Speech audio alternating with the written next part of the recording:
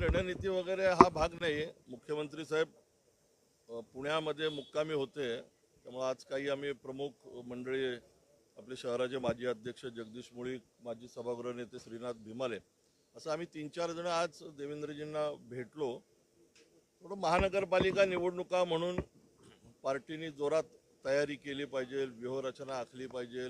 पुन्हा एकदा भारतीय जनता पार्टीचा महापौर पुणे महानगरपालिकेमध्ये बसला पाहिजे, या दृष्टीने तयारीला लागा, अशा सूचना त्यांनी आम्हाला दिल्या. एकत्रित की सोबत?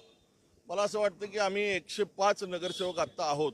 या 105 जागा निवडून येणं ही आमची प्राथमिक तयारी आहे. आणि याच्या संदर्भातला जो काही निर्णय आहे तो प्रदेश स्तरावरती सर्व वरिष्ठ नेते घेतील. पण आता आम्ही भारतीय जनता पार्टी म्हणून आमचे ज्या ज्या भागात नगरसेवक आहेत त्या जागा पुन्हा निवडून येण्याच्या दृष्टीने आम्ही तयारीला लागलो आहोत. नगरसेवक आहे म्हणताय तुम्ही, काही थोड्या मतांनी देखील पडलेले असतील किंवा आणखी इच्छुक असतील, तर भारतीय जनता पार्टी किती जागा लढवणार? नाही, यातला फॉर्म्युला हा प्रदेश स्तरावरती ठरेल. परंतु आता आपण म्हणताय ते खरे की काही नगरसेवक आमचे अगदी कमी अधिक फरकाने पडलेले आहेत. त्याही जागांवरती आम्ही कशी तयारी करता येईल, मतांचं गणित कशी जुळवाजुळव करता येईल याची रचना करत आहोत. परंतु जे नगरसेवक मागच्या 2017च्या निवडणुकीमध्ये विजयी झाले त्या सर्व जागा पुन्हा निवडून येतील या दृष्टीने आम्ही तयारी ठेवली तुम्ही सोबळाची? स्वबळावरती आणि युतीत हा निर्णय हा प्रदेश स्तरावरती होणार आहे. आम्ही भारतीय जनता पार्टी पुणे शहर म्हणून तयारीला लागलेलो आहोत.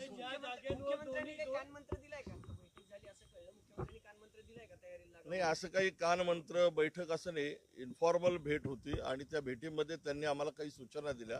मला असं वाटतं की एवढं पुरेसं आहे. नाही, आत्ताची भेट ही त्यांचा आज पुण्यातला मुक्काम असल्यामुळं आणि मी अध्यक्षपदाची सूत्र पुन्हा एकदा स्वीकारल्यानंतर त्यांनी मला शुभेच्छा द्यायच्या होत्या. काल मी मुंबईत होतो, त्यामुळे आज देवेंद्रजींच्या भेटीला आलो होतो.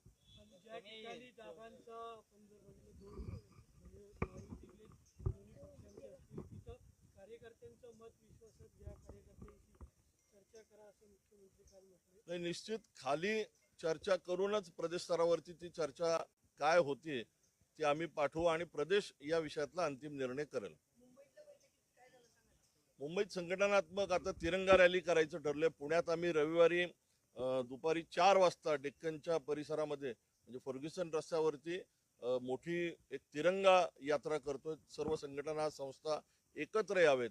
नॉन पॉलिटिकल कार्यक्रम असणारे पुण्यातली गणपती मंडळ आहेत, वेगवेगळ्या संस्था आहेत, सर्व राजकीय पक्ष आहेत, काही शिक्षण संस्था आहेत, अशा सगळ्यांनी एकत्र येऊन आत्ता जे भारत पाकिस्तान विषयामध्ये भारताने जे शौर्य दाखवलं भारतीय जवानांनी, त्यांना एक पाठबळ देण्यासाठी किंवा पुणेकरांचा एक प्रतिसाद म्हणून आपण ही तिरंगा यात्रा करतो. भाजपची ताकद पुण्यात मोठी आहे. भविष्यात जर महायुती म्हणून एकत्र झाला नाही तर स्वबळावर लढायची तयारी तुमची झाली का? आम्ही आता आपल्याला सांगितल्याप्रमाणे जे नगरसेवक मागच्या निवडणुकीमध्ये निवडून आले त्या सर्व जागांवरती आता आमचे उमेदवार ठरतील, आम्ही निवडून कसे आणायचे याची व्यूहरचना ठरेल.